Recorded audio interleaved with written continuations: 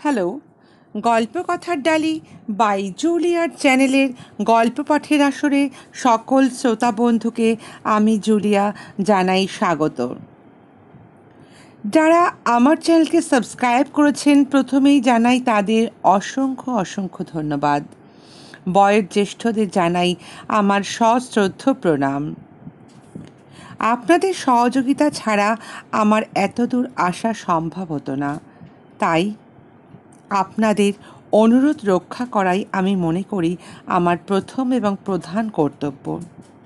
সেই মতোই বিগত কয়েকটি পর্ব ধরে আমি আপনাদের শোনাচ্ছি বিখ্যাত কথা সাহিত্যিক বাংলা সাহিত্যের বিভূতিভূষণ বন্দ্যোপাধ্যায়ের লেখা একটি অবিস্মরণীয় উপন্যাস, যার নাম দৃষ্টিপ্রদীপ। এই উপন্যাসে যে প্রধান চরিত্র জিতু, সে মাঝে মাঝে মনের খেই হারিয়ে ফেলত এবং অনেক অজানা অদৃশ্য নানা দৃশ্য সে দেখতে পেত। এমনকি মৃত ব্যক্তির সঙ্গেও তার কথাবার্তা হতো। এক কথায় তার আধ্যাত্ম দৃষ্টির টর্চ যেন মাঝে মাঝে হঠাৎ করে জ্বলে উঠত।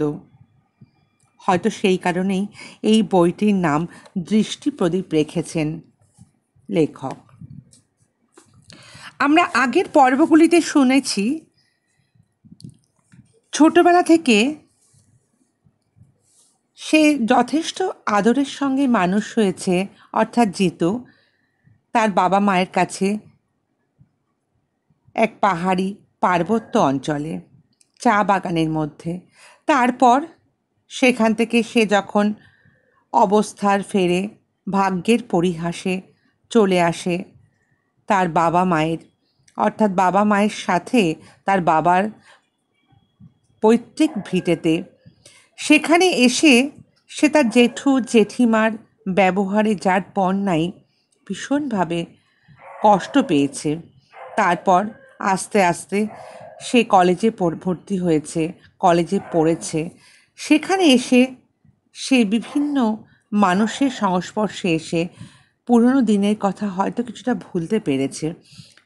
তারপর সে চাকরি পেয়েছে। চলুন শুরু করা যাক আজকের 10ম পর্ব। নবীন মোহরে বেচারাম ও আমার কাজ হচ্ছে যত টাকা পয়সা হিসেব বড়বাবু মেজবাবু মোহন্তির গদিতে পেতেন তার হিসেব রাখা। এর আবার নানা রকম রেট বাঁধা আছে, যেমন 5 শিকের মানত থাকলে গদির নজর 1 টাকা, 3 টাকার মানত থাকলে 2 টাকা, এরকম আর কি। কেউ কম না দেয় সেই জন্য সেটা মোহরদের দেখতে হতো, কারণ মোহন্তরা টাকা কড়ির সম্বন্ধে কথা বলবেন না। পুজোর প্রণামীর হিসেবপত্র আমাদের রাখতে হতো, এটা আমার কাজ। কাজের ফাঁকে আমি বেরিয়ে দেখতে লাগলাম চারিদিক। সবার সঙ্গে মিশে এদের ধর্মমতটা ভালো করে আমি বোঝার আগ্রহ প্রকাশ করতে লাগলাম।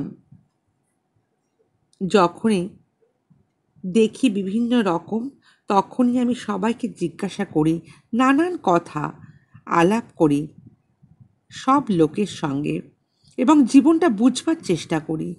কি অদ্ভুত ধর্মবিশ্বাস মানুষের, তাই ভেবে আমি অবাক হয়ে যাই। কত দূর থেকে যে লোক আসে, পোটলা পুটলি বেঁধে ছেলে মেয়ে সঙ্গে নিয়ে অনেকে আসে। এখানে থাকবার জায়গা নেই, বড় একটা মাঠে লোক এখানে কার্তিক মাসের হিমের মধ্যে চট শতরঞ্চি হোগলা মাদুর এইসব দিয়ে বিছিয়ে কোনো মতে থাকার জায়গা করে নেয়। গাছতলায় কেউ শুধু শুধু পড়ে থাকে। যে যেখানে পারে মাটি খুঁড়ে কি মাটির ঢেলা দিয়ে উনুন বানিয়ে রান্না করে। একটা সজনে গাছতলায় এক বুড়ি রান্না করছিল। সে একাই এসেছে হুগলি জেলার কোনো একটা গাঁ থেকে। তার এক নাতি হুগলির এক উকিলের বাসায় চাকর। তার ছুটি নেই। বুড়ি প্রতি বছর নাকি এই মেলাতে একাই আসে। আমাকে বলল, বড্ড জাগ্রত ঠাকুর জানো এই বটতলার গোসাই। আমি মাঝে মাঝেই তো দেখেছি, এখানে কি ভালোই না হয়। আর এক জায়গায় খেজুর ডালের কুঁড়েতে একটা বউ দেখি বসে বসে রাঁধছে, আর তার স্বামীর কুঁড়ের বাইরে বসে খোল বাজাচ্ছে আর গান করছে। কাছে যেতেই সে আমাকে বসতে বলল। তারা যাতে কৈবর্ত, বাড়ি খুলনা জেলায়। পুরুষটির বয়স হয়তো বছর 40 হবে। তাদের ছোট্ট একটা ছেলে মায়ের কাছে বসে আছে, তারই মাথার চুল দিতে এসেছে এখানে। পুরুষটির নাম নিমচাঁদ মণ্ডল। স্বামী স্ত্রী দুজনেই বড় ভক্ত। নিমচাঁদ আমার হাতে একখানা বই দিয়ে বললে, পড়ে শোনাও তো বাবু একটু। 2 আনা দিয়ে মেলা থেকে কালকে কিনলাম একখানা। বইখানার নাম বটতলার কীর্তন। স্থানীয় ঠাকুরের মাহাত্ম্যসূচক অনেক কথা সেখানে লেখা আছে। বটতলার গোসাই ব্রহ্মার সঙ্গে পরামর্শ করে এখানে এসে আস্তানা গেড়েছেন। কলিরাজ ভয়ে তার সঙ্গে এই সন্ধি করলে যে বটতলার হাওয়া যত দূর যাবে তত দূর পর্যন্ত কলির অধিকার থাকবে না। বটতলার গোসাই পাপীর মুক্তিদাতা, সর্বজীবের আশ্রয়, সাক্ষাৎ শ্রীহরির একাদশ অবতার। নিমচাঁদ শুনতে শুনতে ভক্তি গদগদ কণ্ঠে বলল, আহা আহা আহা, কি বাবার লীলা খেলা। তার স্ত্রীও কুঁড়ের দোরগোড়ায় এসে বসে তখন শুনছে। মানে বুঝলাম, এরা নিজেরা পড়তে পারে না, বই পড়া শোনার আনন্দ এদের কাছে বড্ড নতুন। তা আবার যার তার ভক্ত নয়, সেই বটতলার গোসাই সম্বন্ধের বই। নিমচাঁদ বলল, আচ্ছা, বটতলার হাওয়া কতদূর যায় ঠাকুরদা, বলতে পারো? কেন বলো তো? এই যে এই যে বলছে কলির অধিকার নেই ওর মধ্যে, তা কতদূর যায় তাই আমি তোমাকে শুধুচ্ছি একটু। কতদূর আর, তা হয়তো 8 ক্রোশ বড় জোর। নিমচাঁদ দীর্ঘশ্বাস ফেলে কি ভেবে বলল, কি করব দা ঠাকুর, দেশে নাঙ্গল গরু করে কাজ করি, কুড়ো 2 জমিতে এবার বেগুন ডুইয়ে রেখে এসেছি, নয়তো এ বাবার থানেতে বৃন্দাবন। আপনি পড়লেন না, এ সজ্ঞ ছেড়ে বিলির মোষের মতো কোথায় যাই দা ঠাকুর। কি বলিস রে তুই, সরে আয় না এদিকে। দা ঠাকুরের লজ্জা কি, উনি তো ছেলে মানুষ। নিমচাঁদের স্ত্রী গলার সুরকে খুব সংযত ও মিষ্টি করে বলল, অপরিচিত পুরুষ মানুষের সামনে কথা বলতে গেলে মেয়েরা যেমন সুরে কথা বলে, তেমনিভাবে সে বলল, হ্যাঁ ঠিকই তো, বাবার চরণের তলা ছেড়ে কোথাও কি যেতে ইচ্ছা করে? নিমচাঁদ বলল, 2 মণ কোষ্টা ছিল ঘরে, তা বলি বিক্রি করে চলো বাবার থানে একবার দর্শন করে আসি। আজ রাতে জল দিয়ে রেখে দিস ভাতটা, কাল সকালে খাবো খন। জিজ্ঞেস করে জানলাম ছেলের অসুখের জন্য ধর্ণা দেবার ইচ্ছা আছে এদের। নিমচাঁদের বউ বলল, বুঝলেন দাদা ঠাকুর, খোকার মামা ওর মুখ দেখে 3টে টাকা দিয়েছিল খোকার হাতে, তখন পয়সার বড় কষ্ট যাচ্ছে। কোষটা তখন কোলে, সে কি করে আসবে বলুন? তো আমি বললাম, এ টাকা খরচ করা হবে না, এ টাকাটাকে তুলে রাখবো, মহন্ত বাবার গদিতেই দিয়ে আসবো। সেই দিন বিকেলে নিমচাঁদ আর তার ঠাকুর পুজোর জন্য বউকে নিয়ে এলো এই গদিতে। নবীন মোহরী তাদের কাছে রেট মতো প্রণামী আর পুজোর খরচ আদায় করল অবশ্য। তাছাড়া নিমচাঁদের বউ নিজের হাতে সে 3টে টাকা বড়বাবুর সামনে রূপোর থালায় রেখে দিয়ে বড়বাবুর পায়ের ধুলো নিয়ে কোলের খোকার মাথায় মুখে দিয়ে চলে এলো। তারপর সে একবার চোখ তুলে মহন্তদের দিকে চাইল এবং এদের ঐশ্বর্যের ঘটাতেই সম্ভবত অবাক হয়ে গেল। বুদ্ধিহীন চোখে শ্রদ্ধা সম্ভ্রমের সঙ্গে টাকা পয়সার পরিপূর্ণ ঝকঝকে রূপোর থালার দিকে বারকতক চাইল। রঙিন শালু গাঁদা ফুলের মালায় মোড়া থামগুলোর দিকে চাইল। জীবনে এই প্রথম সে গোসাইয়ের থানে এসেছে।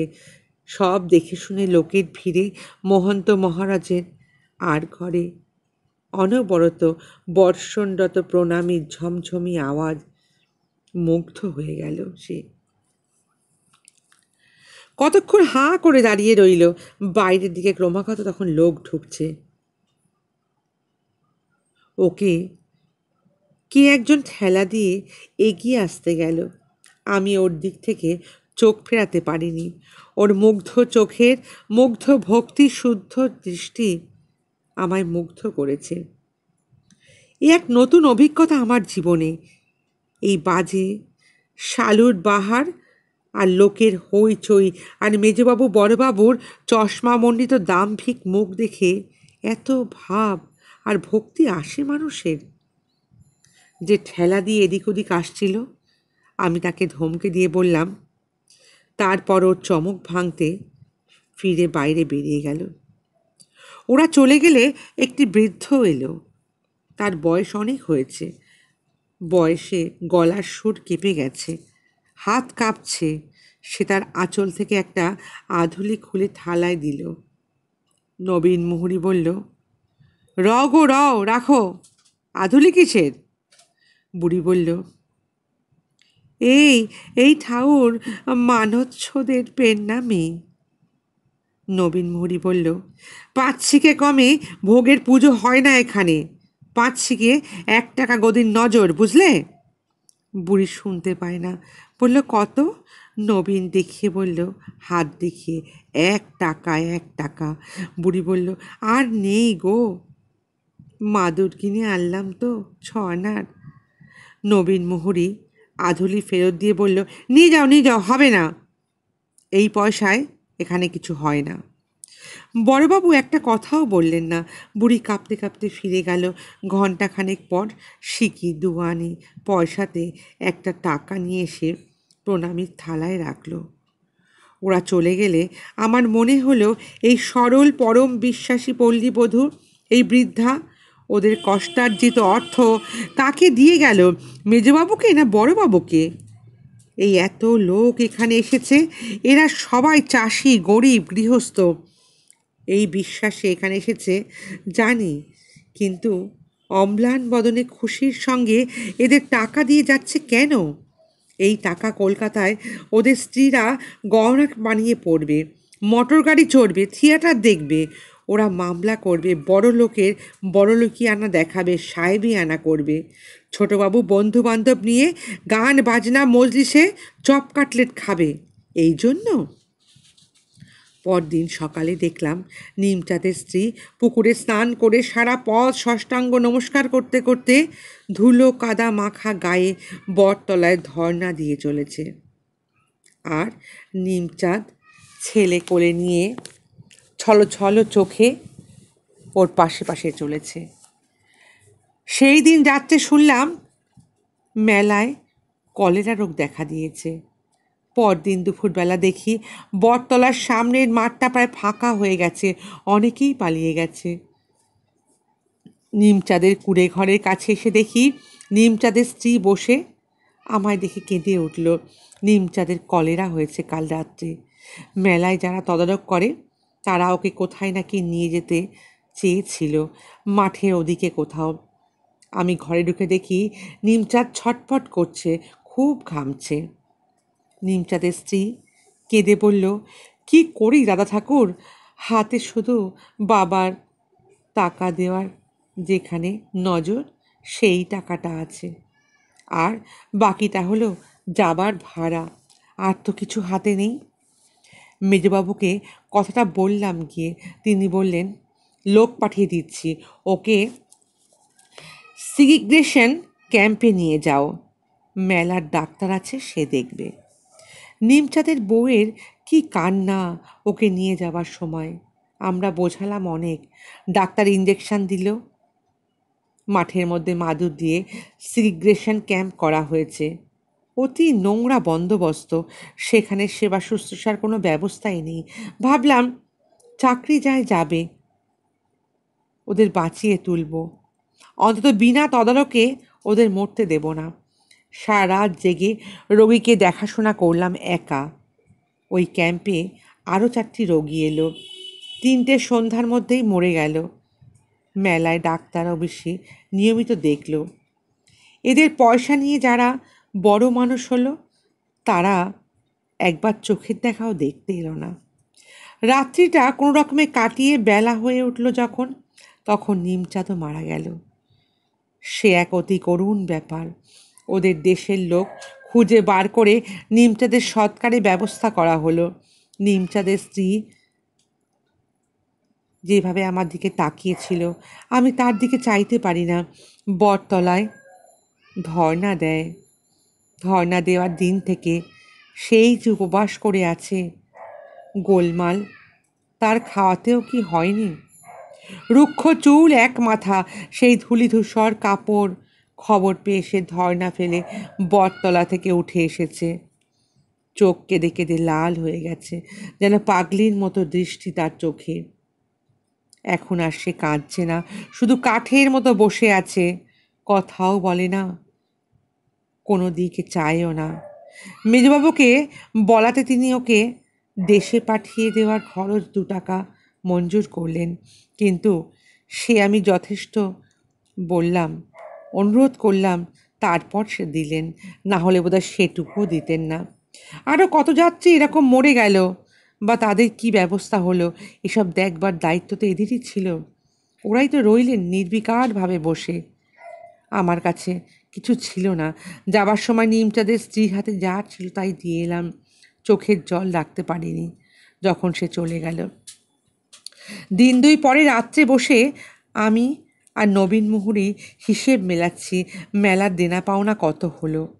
বেশ জ্যোৎস্না রাত, কার্তিকের সংক্রান্তি পরশু মেলা শেষ হয়ে গেছে, বেশ শীত শীত ভাব আজ রাত্রে। এমন সময় হঠাৎ আমার কি হলো বলতে পারি না, দেখতে দেখতে নবীন মুহুরী, মেলার আটচালা ঘর সব যেন মিলিয়ে গেল। আমি যেন এক বিবাহ সভায় উপস্থিত হয়েছি। অবাক হয়ে চেয়ে দেখি সীতার বিবাহ সভা। জ্যাঠামশাই কন্যা সম্প্রদান করতে এসেছেন। খুব বেশি লোকজন নিমন্ত্রণ হয়নি, বরপক্ষেরও বরযাত্রী বেশি নেই। দাদাকেও দেখলাম, দাদা বসে ময়দা ঠেসছে। আরও কত কি যেন, ঘষা কাচের মতো কি যেন একটা দেখতে পাচ্ছি, খানিকটা স্পষ্ট খানিকটা অস্পষ্ট। চমক ভাঙল, দেখলাম নবীন মুহুরী আমার মাথায় জল দিচ্ছে। বলল, কি হয়েছে তোমার? মাঝে মাঝে তুমি ফিট হয়ে পড়ো নাকি? আমি চোখ মুছে বললাম, না না, ও কিছু না। আমার তখন কথা বলতে ভালো লাগছে না। সীতার বিবাহ নিশ্চয়ই হচ্ছে, আজ এক্ষুনি বোধহয় হচ্ছে। আমি ওকে বড় ভালোবাসি। আমার চোখকে ফাঁকি দিয়ে জ্যাঠামশাইয়ের বিবাহ দিচ্ছেন, কিন্তু পারবেন না, আমি সব দেখে ফেলেছি। নবীন মুহুরীকে বললাম, তুমি আমাকে ছুটি দাও না আজকে রাত্রিটা, শরীরটা ভালো নেই, একটু শোবো। পরদিন বড়বাবু চাকর কলকাতা থেকে এলো। মায়ের একখানা চিঠি কলকাতার ঠিকানায় এসে পড়েছিল। মায়ের জবানিতে জ্যাঠামশাই আসলে লিখেছিলেন, 2রা অঘ্রাণ সীতার বিয়ে, সেই জ্যাঠামশায়ের ঠিক করা পাত্রের সঙ্গেই। তিনি কথা দিয়েছেন, কথা খোয়াতে পারেন না। বিশেষে তার কথা খোয়ানো নাকি খুব অপরাধ। বিশেষ করে অত বড় মেয়ে ঘরে রেখে 5 জনের কথা সহ্য করতে নাকি তিনি প্রস্তুত নন। আমরা আমরা কোন কালে কি করব তার আশায় তিনি কতকাল বসে থাকবেন, ইত্যাদি ইত্যাদি অনেক কথা চিঠিতে লিখেছেন। বেচারি সীতা, ওর সাবান মাখা, চুল বাঁধা, মিথ্যে শৌখিনতা, অক্ষম চেষ্টা মনে পড়ল। কত করে ওর মুখের চেয়ে এতকাল মুখের দিকে তাকিয়েই তো আমি সব কিছু সহ্য করেছিলাম। বেশ দেখতে পেলাম ওর ঘন কালো চুলের সিতিপাটি ব্যর্থ হয়ে গেল। ওর শুভ্র নিষ্পাপ জীবন নিয়ে সবাই ছিনিমিনি খেলল। এখান থেকে কলকাতায় যাবার সময় প্রায় হয়েই এলো। বিকেলে আমি বটতলায় পুকুর ঘাটে বসে মাছ ধরা দেখছি। নবীন মুহুরী এসে বলল, তোমায় ডাকছেন মেজবাবু। ওর মুখ দেখে আমার মনে হলো গুরুতর বোধহয় কিছু একটা ঘটেছে। ওই বোধহয় আমার নামে কিছু লাগিয়েছে। নবীন মুহুরী এরকম বার কয়েক আমার নামে লাগিয়ে আগেও অনেক কিছু সমস্যা তৈরি করেছে, কারণ তার চুরির বেজায় অসুবিধা ঘটছিল আমি থাকাকালীন। মেজবাবু চেয়ারে বসে, কুঞ্জনায়বও সেখানে দাঁড়িয়ে। মেজবাবু আমাকে মানুষ বলেই কোনোদিন ভাবেননি। এ পর্যন্ত আমি পারতপক্ষে তাকে এড়িয়েই চলে এসেছি। লোকটার মুখের উগ্র দাম্ভিকতা আমাকে ওর সামনে যেতে উৎসাহিত করে না। আমায় দেখে বললেন, শোনো এদিকে, কলকাতায় গিয়ে তুমি অন্য জায়গায় চাকরির একটা চেষ্টা করবে, বুঝলে? তোমাকে 1 মাসের নোটিশ দিলাম। কেন, কি হয়েছে? তোমার মাথা ভালো না, এ আমিও জানি, নবীনও দেখেছে, সেও আমাকে বলেছে। হিসেবপত্রে প্রায় তুমি গোলমাল করো। এরকম লোক নিয়ে আমার কাজ চলবে না। এই যে আমার এস্টেট, এই এস্টেটের কাজ ছেলে খেলা নয়, বুঝলে? নবীন এবার আমায় শুনিয়ে বলল, এই তো সেদিন আমার সামনেই হিসেব মেলাতে মেলাতে কেমন মৃগীরোগীর মতো হয়ে গেল। আমি তো ভয়েই অস্থির। মেজবাবুকে বিদ্বান বলে আমি সম্ভ্রমের চোখে দেখতাম আগে। বললাম, দেখুন, তা ঠিক নয়, আপনি তো সব বোঝেন, আপনাকে আমি বলেছি। মাঝে মাঝে আমার কেমন একটা অবস্থা হয় জানেন, শরীর আর মনের, সেটা বলে আমি ঠিক বোঝাতে পারবো না। কিন্তু তখন এমন সব জিনিস আমি দেখি, সহজ অবস্থায় কিন্তু তা দেখা যায় না। ছেলেবেলায় আরও অনেক কিছু দেখতাম, এখন অনেক কমে গেছে। তখন বুঝতাম না, মনে ভয় হতো, ভাবতাম এসব বোধহয় মিথ্যে, আমার বুঝি কোনো রোগ হয়েছে। কিন্তু এখন আমি বুঝি ওর মধ্যে সত্যি আছে অনেক কিছু। মেজবাবু কৌতুক ও বিদ্রূপ মিশ্রিত হাসি মুখে আমার কথা শুনছিলেন। কথা শেষ হলে তিনি কুঞ্জ নায়েবের দিকে চেয়ে হেসে বললেন, তাই নাকি? নবীন মুহুরীর দিকে চাইলেন না একবারও, কারণ সে অনেক কম দরের মানুষ। স্টেটের নায়েবের সঙ্গে তবুও দৃষ্টি বিনিময় করা চলে। আমার দিকে চেয়ে বললেন, কতদূর পড়াশোনা করেছো তুমি?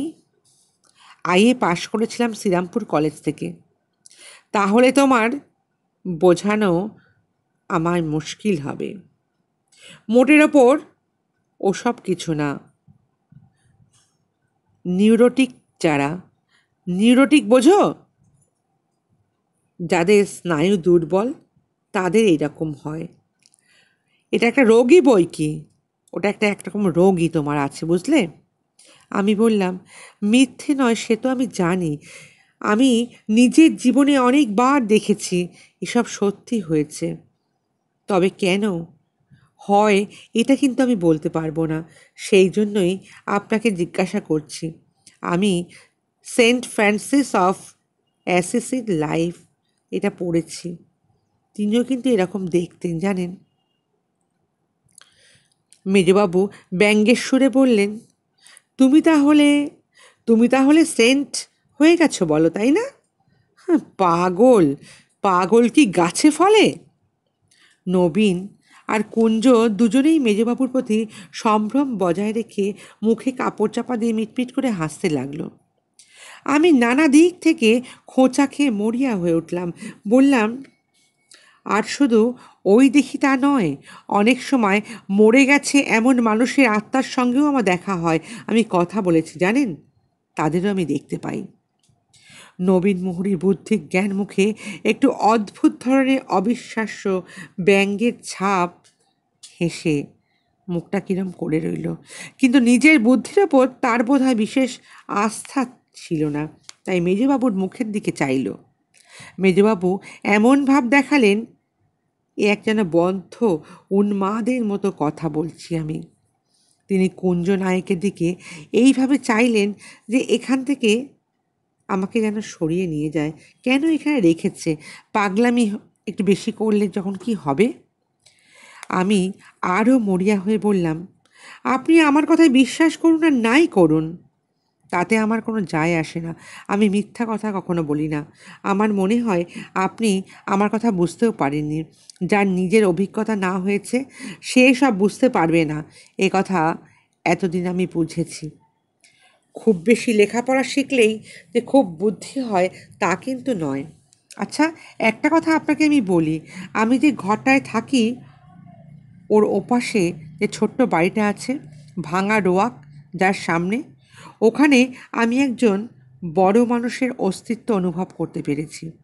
কি করে পেরেছি সে আমি নিজেই জানি না। খুব তামাক খেতেন, বয়স অনেক হয়েছিল, খুব রাগী লোক ছিলেন। তিনি মারা গেছেন কি বেঁচে আছেন তা কিন্তু আমি জানি না। ওই জায়গাটায় গেলেই এই ধরনের লোকের কথা আমার মনে হয়। বলুন তো, ওখানে কি কেউ ছিল কোনো এক সময় আমি যা বলছি এই রকম? বলতে পারবেন? আমার কিন্তু মনে হয় এটা কিন্তু সত্যি কথা। কুঞ্জ নায়কের সঙ্গে মেজবাবু অর্থসূচক দৃষ্টি বিনিময় করলেন। মেজবাবু শ্লেষের সঙ্গে বললেন, তোমাকে একটা সিম্পল ভেবেছিলাম যতটা, তুমি কিন্তু ততটা নও দেখছি। তোমার মধ্যে ভণ্ডামিও বেশ আছে। তুমি বলতে চাও তুমি এতদিন এখানে এসেছো, তুমি কারোর কাছে শোনোনি যে ওখানে কে থাকতো? আপনি বিশ্বাস করুন, আমি তা শুনিনি। কে আমায় বলেছে একটু খোঁজ নিন না। ওখানে আমাদের আগেকার নায়েব ছিল, ওটা তার কোয়ার্টার ছিল। সে বছর চারেক আগে মারা গেছে। শোনোনি এ কথা? না না না না, আমি শুনিনি, বিশ্বাস করুন। আরও কথা বলি শুনুন। আপনার ছেলে হওয়ার আগের দিন কলকাতার অফিসে আপনাকে আমি কি বলেছিলাম মনে আছে? বলেছিলাম একটা খোকা দাঁড়িয়ে আছে। দরজা খুলে মেজে বউ রানী যখন এসে দাঁড়ালেন আমি দেখেছিলাম তাকে নিয়ে গেলেন। আমি বলেছিলাম কি না বলুন, বলুন, মনে করে দেখুন একবার আমি বলেছিলাম কি না এ কথা? হ্যাঁ, আমার খুব মনে আছে। সেও তুমি জানতে না যে আমার স্ত্রী আসন্ন প্রসবা, তাই না? যদি আমি বলি তুমি একটা বেশ চাল চেলেছিলে, যে কোনো একটা সন্তান তো হতোই, তুমি অন্ধকারে ঢিল ছুঁড়েছিলে, দৈবাত লেগে গেছিল, তাই না? শালটান্ডা ওরকম বুজরুকি করে, বুঝলে? আমি কি বিশ্বাস করি ওসব তুমি ভেবেছ? বুজরুকি কিসের বলুন তো? আমি কি তার জন্য আপনার কাছে কিছু চেয়েছিলাম নাকি? বা আর কোনো দিন সে কথা কোনো উল্লেখ আমি করেছিলাম? আমি জানি আমার এই একটা ক্ষমতা আছে। ছেলেবেলায় দার্জিলিংয়ের চা বাগানে সবাই আমাকে বিশ্বাস করত। আমরা ওখানে থাকতাম, তখন থেকে আমার এই ক্ষমতা হয়েছে। কিন্তু এ দেখিয়ে আমি কখনো টাকা পয়সা রোজগার করার কিন্তু চেষ্টা করিনি, বুঝেছেন? বরং আমি বলিনি এ কথা। মেজবাবু অসহিষ্ণুভাবে বলল, মনের ব্যাপারে তুমি কিছু জানো না, আমি ভালো করেই জানি। তোমাকে বোঝাবার উপায় আমার নেই। ইট প্লেজ, বুঝতে পেরেছ? যদি ধরে নিই তুমি মিথ্যাবাদী নও, ইউ মে বি সেলফ ডিলিউটেড ফুল, এবং আমার মনে হয় তুমি তাই, আর কিচ্ছু নয়। যাও যাও যাও, এখন যাও এখান থেকে। আমি চলে এলাম। নবীন মুহুরী আমার পিছু পিছু এসে বলল, তোমার সাহস আছে বলতে হয়। মেজবাবুর সঙ্গে অমন করে তর্ক আজ পর্যন্ত আমরা কেউ করি না। যা হোক, তোমার সাহস আছে। আমার তো ভয় হচ্ছিল এই বুঝি মেজবাবু রেগে ওঠেন। আমি জানি নবীনই আমার নামে লাগিয়েছিল, কিন্তু এই নিয়ে ওর সঙ্গে কথা কাটাকাটি করার ইচ্ছা আমার হলো না। কেবল একটা কথা ওকে বললাম, দেখো নবীনদা, চাকরির ভয় আমি আর করি না। যে জন্য চাকরি করছিলাম সে কাজ আমার মিটে গেছে। এখন আমার চাকরি করলেও যা, না করলেও তাই। ভেবো না আমি নিজেই শিগগির চলে যাব, বুঝলে? কদিন পর আমি ভাবছিলাম চলেই যাব। কদিন ধরেই একটা কথা ভাবছিলাম, এই যে এতগুলো পাড়াগাঁয়ে গরিব চাষি এখানে পুজো দিতে এসেছিল, এরা সকলেই মূর্খ। ভগবানকে এরা সেভাবে জানে না। এরা জানে না মানুষ কিভাবে লোক ঠকায়। এরা চেনে বটতলার গোসাইকে। কে বটতলার গোসাই? হয়তো একজন ভক্ত বৈষ্ণব গ্রাম্য লোক, বছর 50 আগে থাকতো এই বটতলায়। সেই থেকে লৌকিক প্রবাদ এবং বোধহয় মেজবাবুদের অর্থ রোজগার করার এই দুটো মিলে বটতলাকে করেছে এক তীর্থস্থান। কোথায় ভগবান? কোথায় কোথায় প্রথিতযশা ঐতিহাসিক অবতারের দল?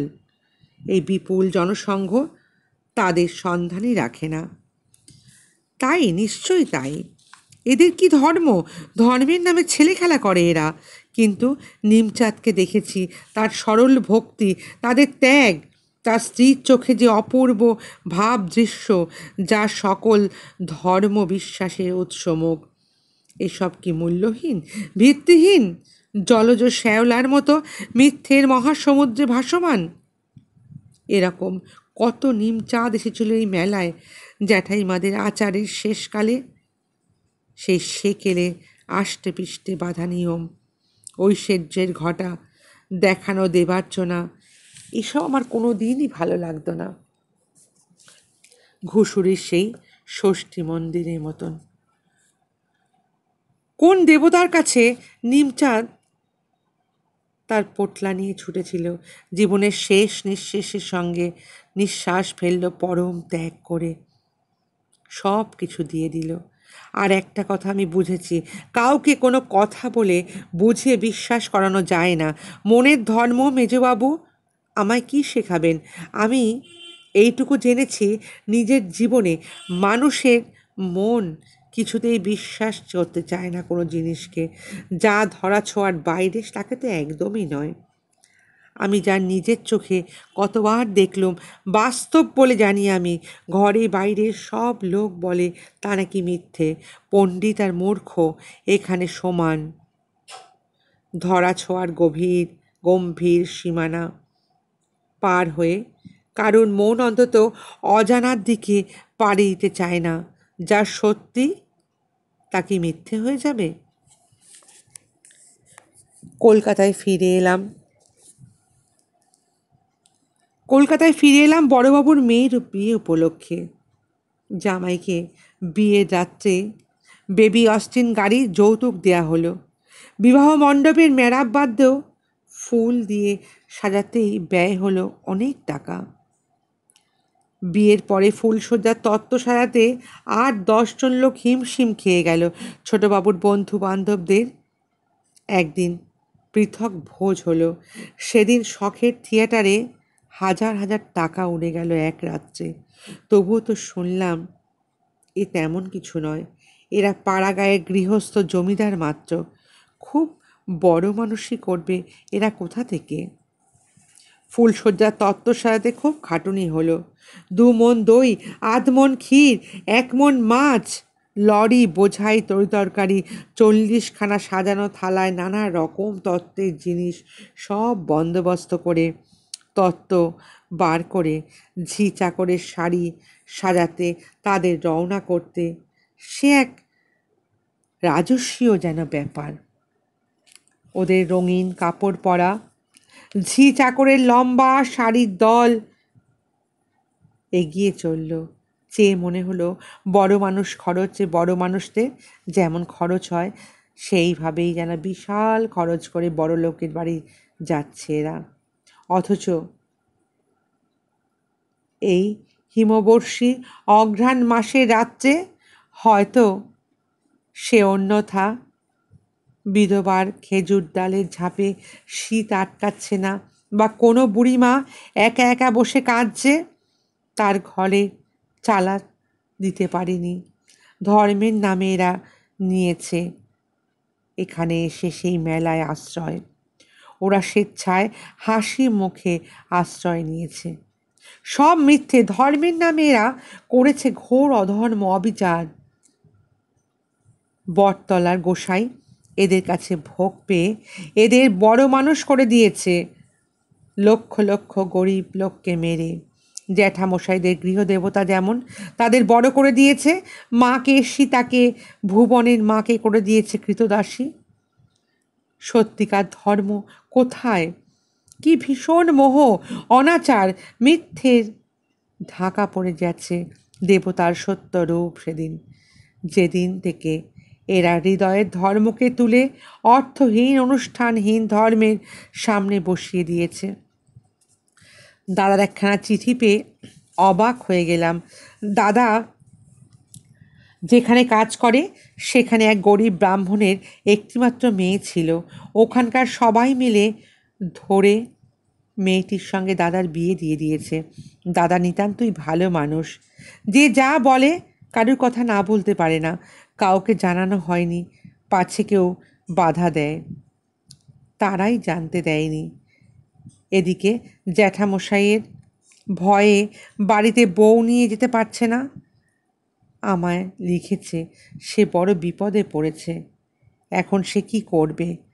চিঠির বাকি শব্দটা নববধূর রূপগুণের উচ্ছ্বসিত প্রশংসা করতেই কেটে গেছে। জিতু, আমার মনে বড় কষ্ট, বড় বড়। বিয়ের সময় তোকে আমি খবর দিতে পারিনি।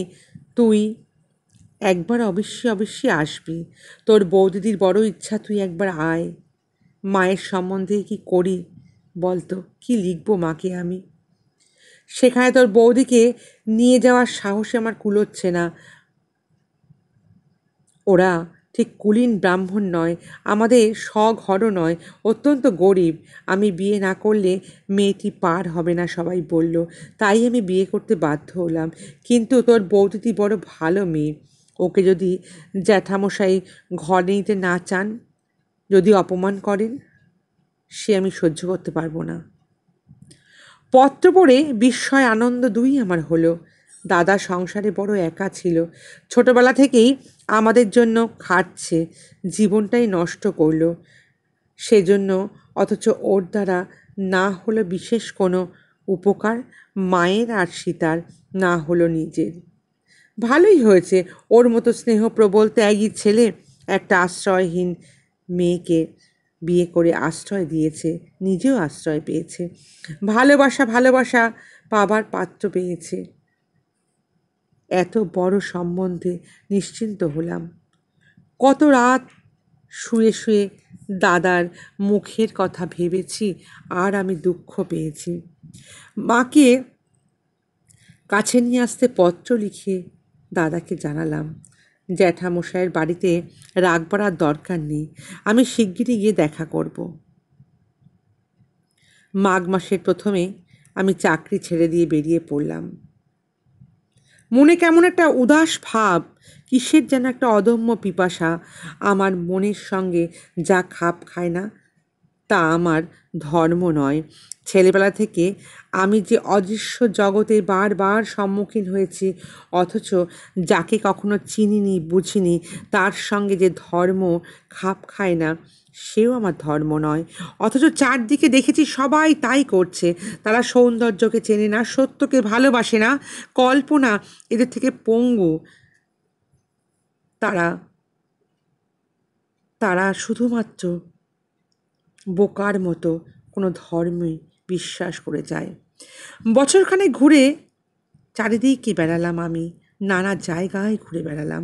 কতবার ভেবেছি একটা চাকরি দেখে নেব, কিন্তু শুধু ঘুরে বেড়ানো ছাড়া কিচ্ছু হলো না, ভালোও লাগতো না। যেখানে শুনতাম কোনো নতুন ধর্ম সম্প্রদায় আছে কি সাধু সন্ন্যাসী আছে, সেখানে যেন আমাকে যেতেই হবে, এমন একটা ভাব তৈরি হয়েছিল। কালনার পথে গঙ্গার ধারে একদিন সন্ধ্যা হয়ে গেল। কাছেই একটা ছোট্ট গ্রাম ছিল। সেখানে কৈবর্তদের বাস। ওখানেই ভাবলাম আশ্রয় নেব। পরিষ্কার পরিচ্ছন্ন খড়ের ঘর, বেশ নিকনো পুছনো, উঠোন পর্যন্ত এমন পরিষ্কার যে সিঁদুর পড়লে তাও উঠিয়ে নেওয়া যাবে। সকলের ঘরেই ধানের ছোট ছোট গোলা রয়েছে।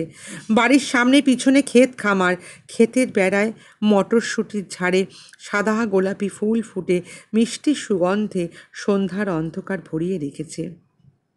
একজন লোক গোয়াল ঘরে গরু বাঁধছিল।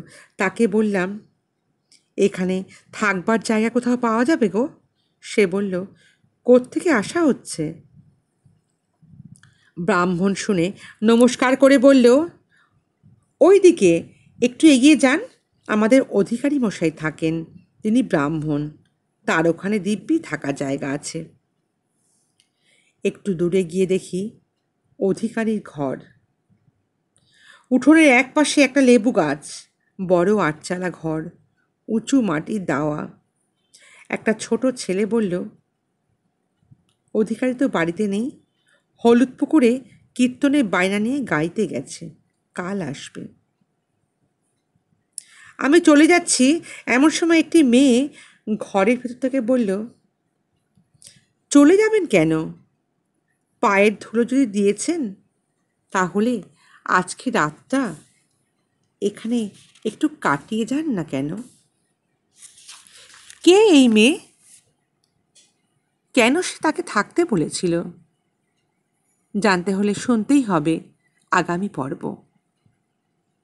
তবে আজকে শেষ করার আগে আপনাদের কাছে আমার একটা অনুরোধ, যারা আমার গল্পকথার ডালি পরিবারের এখনও সদস্য হননি কিন্তু গল্প শুনছেন, তারা অবশ্যই একটা সাবস্ক্রাইবের মাধ্যমে আমার গল্পকথার ডালি পরিবারের সদস্য হবেন। আর প্রত্যেকবার যদি ভালো লাগে তাহলে লাইক শেয়ার কমেন্ট করবেন। আজ তাহলে এইটুকুনি। খুব তাড়াতাড়ি নিয়ে আসবো আমি আগামী পর্ব। সকলে ভালো থাকবেন, সুস্থ থাকবেন।